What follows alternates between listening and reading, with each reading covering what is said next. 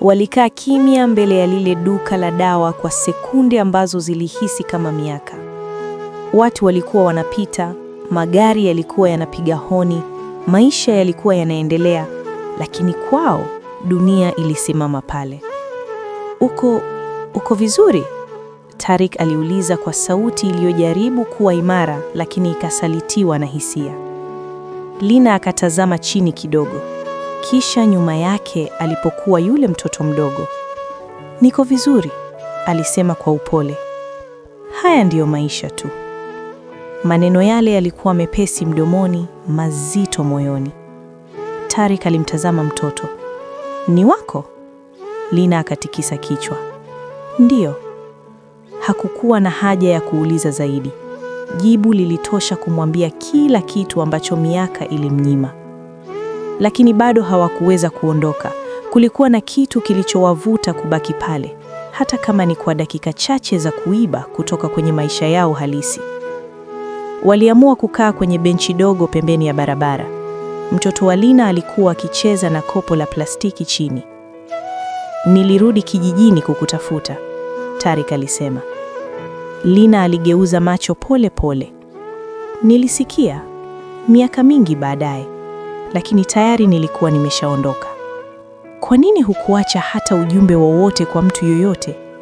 Alitabasamu kwa huzuni. Na wewe je, uliondoka bila kuaga? Maneno yale yalimpiga kama radi. Hakuwahi kufikiria upande wake.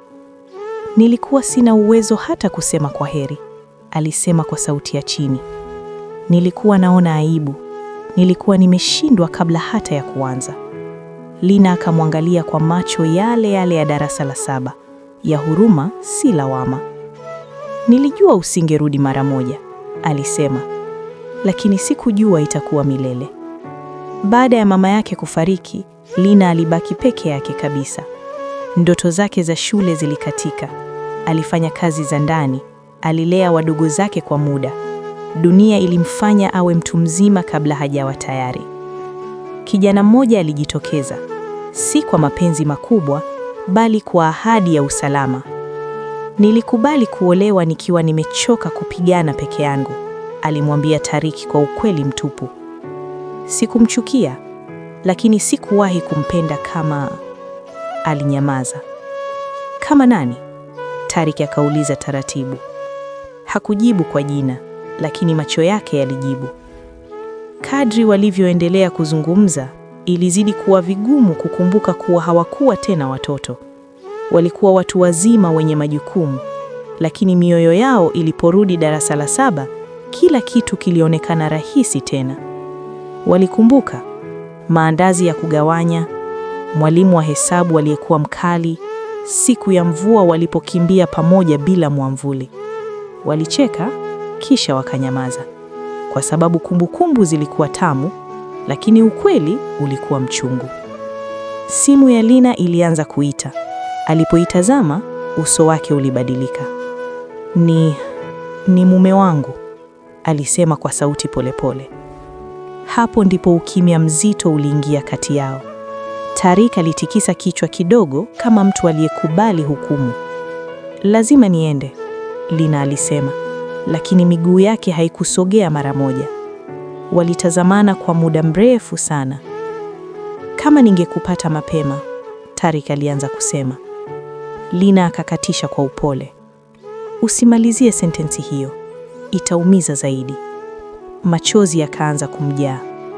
Lakini kuna kitu nataka ujue, alisema. Ulikuwa sehemu safi kabisa ya maisha yangu. Hakuna kilichowahi kufuta hilo. Kwa mara ya kwanza tangu wakutane, Tariq hakushindwa kuzuia machozi.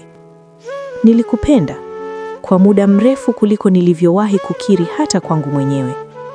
Lina akatabasamu kwa maumivu. Nami pia.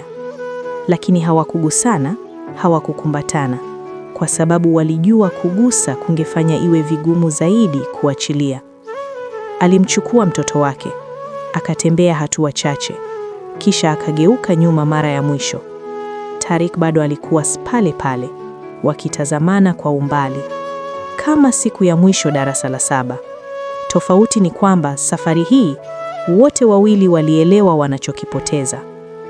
Usiku wa Lina, Tariq hakulala. Aliweka karatasi ya zamani aliyokuwa bado ameihifadhi kwenye pochi yake mezani. Milele ni ndefu, lakini nipo tayari. Alitabasamu kwa uchungu. Alikuwa tayari kweli, lakini maisha hayakuwa tayari kwao. Na mbali kidogo katika nyumba nyingine, Lina naye alikuwa mcho, akisikiliza pumzi ya mtoto wake, machozi yakimtoka kimya gizani. Kwa sababu baadhi ya mapenzi yanabaki, hayafi, hayashindi, yanabaki kuwa kumbukumbu inayopumzia polepole moyoni. Tukutane sehemu inayofuata hapa hapa Ballet Tales.